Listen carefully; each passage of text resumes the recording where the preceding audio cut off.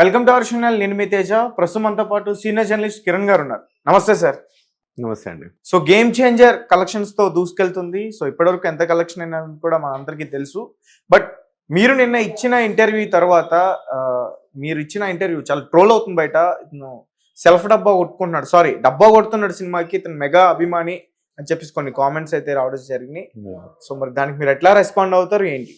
ఇప్పుడు సమాజానికి ఇది మంచి సినిమా, మంచి మెసేజ్ ఉన్న సినిమా అని చెబితే అది డబ్బా కొట్టడం ఎట్లయితుంది తేజ? సమాజానికి మంచి సినిమా అని చెప్తున్నా. ఈ సమాజానికి మంచి సినిమా కాదని ఎవరైనా చెప్పమనండి.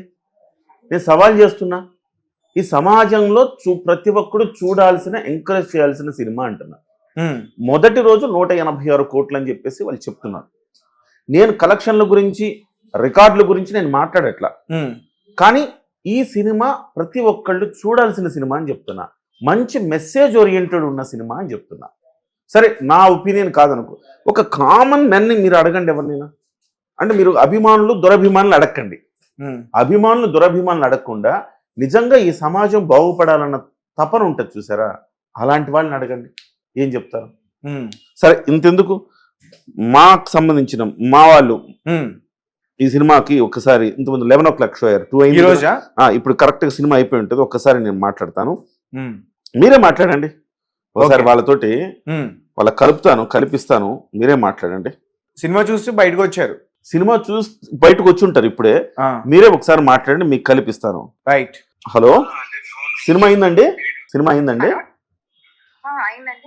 ఒక్క నిమిషం, ఎలా ఉందో రివ్యూ మీరే ఇవ్వండి, నేను అసలు మాట్లాడను. ఒక్కసారి మా యాంకర్ ఉన్నారు ఇక్కడ, తేజ, ఆయనతో మాట్లాడండి. అమ్మ నమస్తే.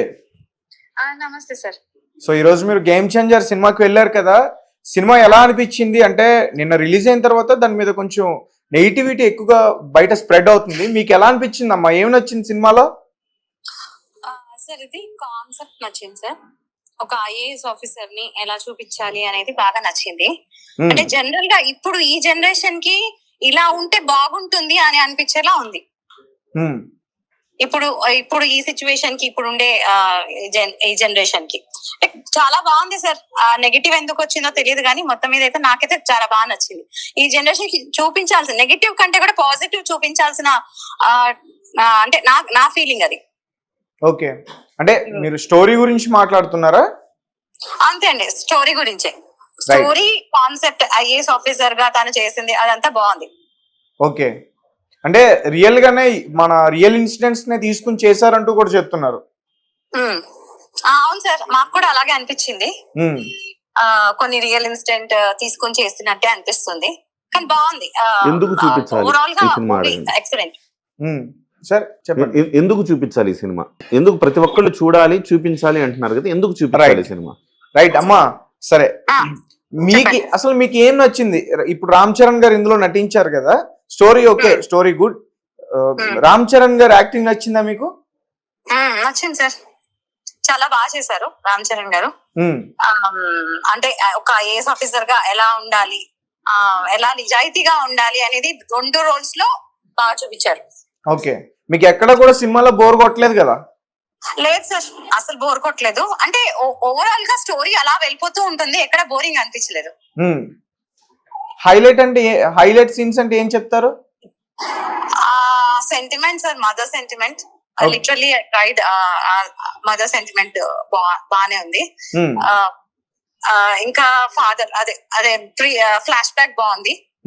అప్పన్న క్యారెక్టరా? పన్న క్యారెక్టర్ బాగుంది. అంటే రామ్ చరణ్ 2 రోల్స్ బానే ఉన్నాయి, దేనికి దానికి న్యాయం చేశాడు. ఓకే, సండే అసలు ఎందుకు నచ్చింది మీకు ఈ సినిమా? అంటే సార్, ఇప్పుడు జనరల్ గా ఈ జనరేషన్ కి పెద్దగా అంత ఎక్కువ నెగటివ్ కి స్కోప్ ఎక్కువగా ఉంటుందని నా ఉద్దేశము. సో ఇలాంటి మూవీస్ చూపిస్తే జనాలు యాక్సెప్ట్ చెయ్యాలి కూడా.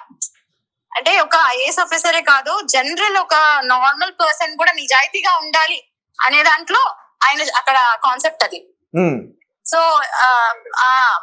అదే మెయిన్ థింగ్ ఏంటంటే నిజాయితీగా ఉండాలి, ఏ పర్సన్ అయినా నిజాయితీగా ఉండాలంటే కరెక్ట్. అది నాకు బాగా నచ్చింది. రైట్, అంటే సినిమా మొత్తం కూడా నిజాయితీగా ఉండాలి ప్రతి మనిషి అనేది అంటే ప్రధాన ఉద్దేశం. అంటే అదే సార్, పొలిటికల్ పార్టీస్ కూడా నిజాయితీగా ఉండాలి, ఏ, ఎలక్షన్స్ కానీ ఏదైనా నేను కానీ నేను జోక్యం అంటే చేసుకుంటున్నా. డబ్బుతో ఏది కొనకూడదు. Yes, yes. అంటే నేను అది జోక్యం కొన్నది కరెక్ట్, అది కొన్నది నిజాయితీ కాదు కదా.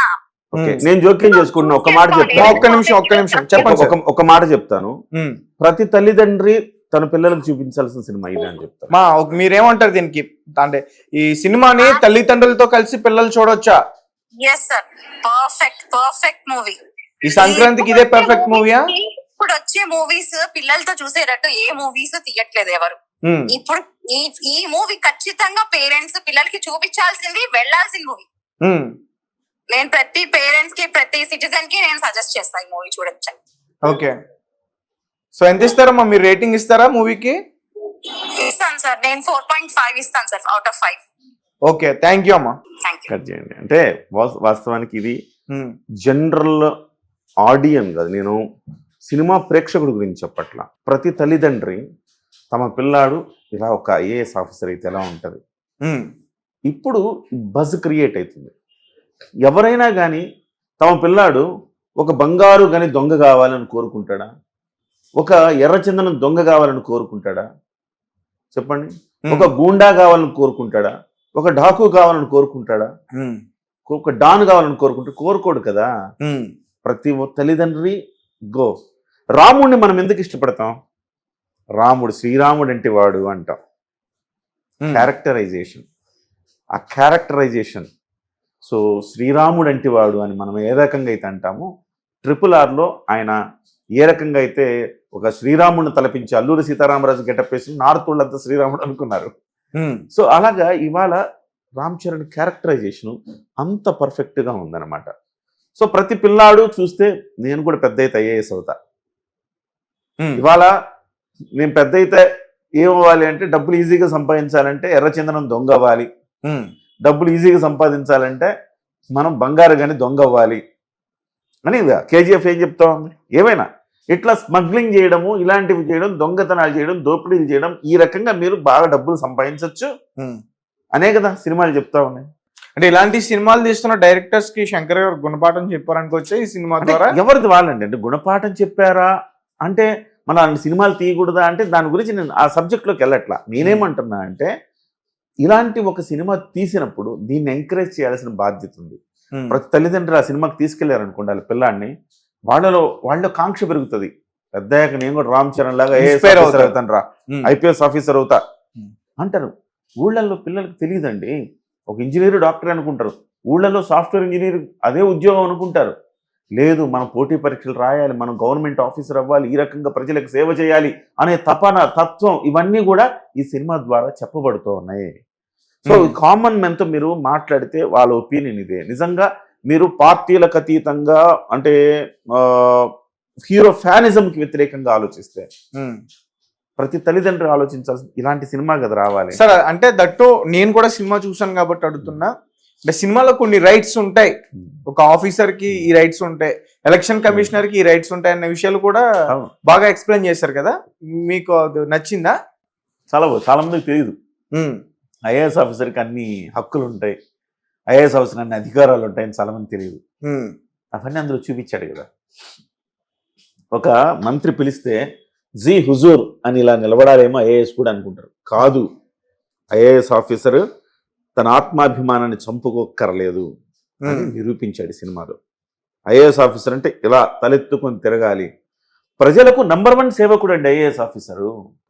అదే జీవో పాస్ కావాలన్నా అసలు ముందు మేమే చేయాలి అని చెప్పేసి డైలాగ్ ఉంది. కేవలం సంతకాలు పెట్టేవాళ్ళే వీళ్ళు తప్ప అవి చట్టాలు తయారు చేసేవాళ్ళు వాళ్ళు IAS ఆఫీసర్లు. మంచి పథకాలు తయారు చేయాలని వాళ్ళు ఒక పథకం ప్రకటించారని ఒక ముఖ్యమంత్రి, IAS మస్తిష్కంలోంచి వస్తుంది అది. ఇది చేస్తే బాగుంటుంది సార్, అవునా ఎస్ బాగుంది, ఇది కమాన్ ఇంప్లిమెంట్ చేయండి అని ఆ పథకాన్ని సంక్రాంతి రోజు అనౌన్స్ చేస్తారు, లేకపోతే ఉగాది రోజు అనౌన్స్ చేస్తారు.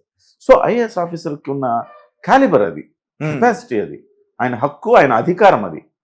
సో ప్రజలకి సేవ చెయ్యాలి అంటే ఇంతకు మించిన గొప్ప పవర్ఫుల్ పాత్ర లేదని చూపించారు కదా.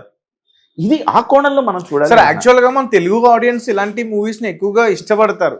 గతంలో చిరంజీవి గారు చేసిన, కొంతమంది చేశారు, మన పెద్ద హీరోలు అందరూ కూడా ఇట్లాంటి జోనర్స్ టచ్ చేశారు, హిట్ అయినాయి. అంటే రాను రాను మన తెలుగు ఆడియన్స్ కూడా కొంచెం ఈ మాస్ ఎలిమెంట్స్ కి బాగా దగ్గర అయిపోయారు అనుకోవచ్చా? దగ్గర అవుతారండి, చెడుకి ఎప్పుడు దగ్గర అవుతారు. ఉమ్, ఎందుకు అంటే సిగరెట్ తాగద్దురా అంటే తాగకుండా ఉంటారా, మందు తాగద్దురా అంటే తాగకుండా ఉంటారా, చెడుకు దగ్గర అవుతారు. కాదు ఇది మంచిరా, ఇది మంచి, ఇలా వెళ్ళాలి అంటే అందరికీ వెంటనే ఎక్కదు, కానీ ఎక్కేలాగా చేయాలి అంతే. ఉమ్, మంచి మెసేజ్ ఇస్తున్నప్పుడు ఆ సినిమాని మనం ఎంకరేజ్ చేయాలి. సో ఇప్పుడు మీరు యూట్యూబ్లో కూడా చూడండి తేజ, మనం మంచి విషయం మాట్లాడుకున్నాం అనుకుంటే తేజ, ఉమ్, మహా అంటే 50,000 లక్ష మంది చూస్తారు తేజ. అదే మనము ఒక క్రైమ్ గురించో, ఒక జుగుప్సాకరమైన అంశం గురించో, లేకపోతే సమాజంలో జరిగే రుగ్మత, ఒక అక్రమ సంబంధం గురించి, ఎట్లాంటివి ఈ వావి వరసలు లేని వ్యవహారాల గురించి మాట్లాడుకున్నాం అనుకోండి, ఎంతమంది చూస్తారు? బోళ్ళ మంది చూస్తారు. ఉమ్, దీనికి ఉదాహరణ దువ్వాడ శ్రీనివాస్.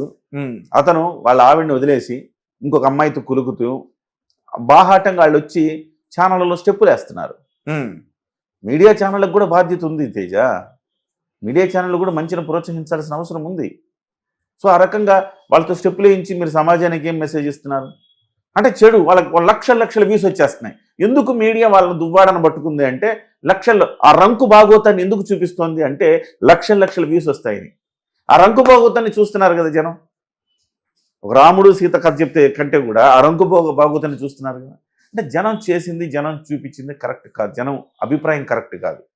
జనానికి ఎలా వెళ్ళాలో చెప్పాలి మనమే, మీడియాగా మనం చెప్పాలి అంట. రైట్, ఇవాళ మంచి మెసేజ్ వచ్చింది అనుకుంటా మీకు. ఉమ్. ప్రతి పేరెంట్ తన పిల్లవాడికి చూపించాల్సిన సినిమా ఇది. ఓకే, నిన్నటికి ఈ రోజుకి రైట్ రైట్ నా రివ్యూలో కొత్త పాయింట్ ఇది.